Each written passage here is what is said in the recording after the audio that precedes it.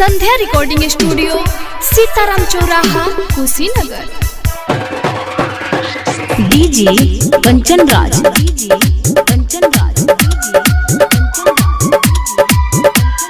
नीम चौक, चौसीमा, वैशाली।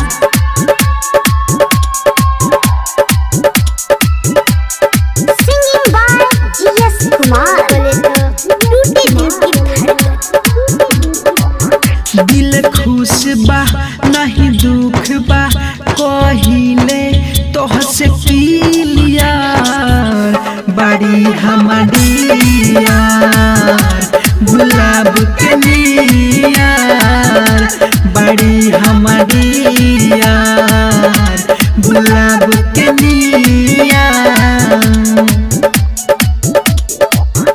आसमान से आइल परी रहेली हरदम हरिहार, बड़ी हमारी यार, गुलाब के नियार बड़ी हमारी यार, गुलाब के नियार।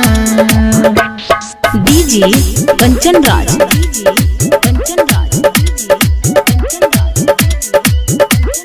नीम चौक, चौसीमा, वैशाली।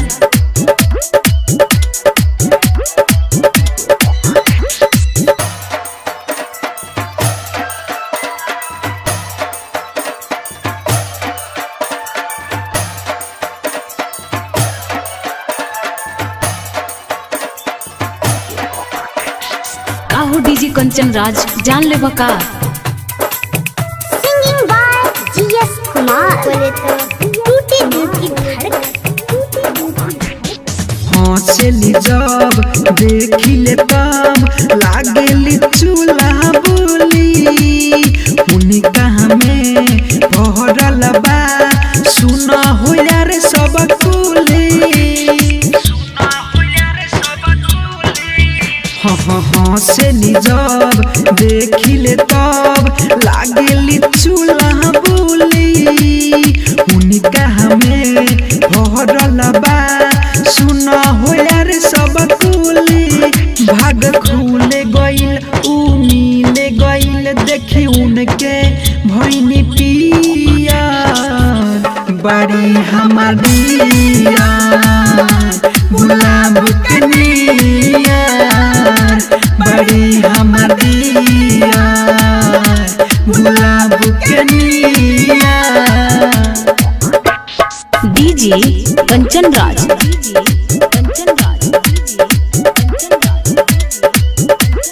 नीम चौक, चौसीमा, वैशाली।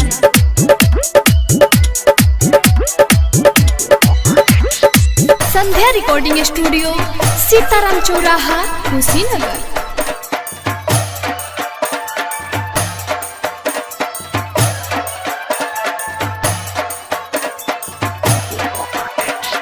काहो डीजे कंचन राज, जान ले बका।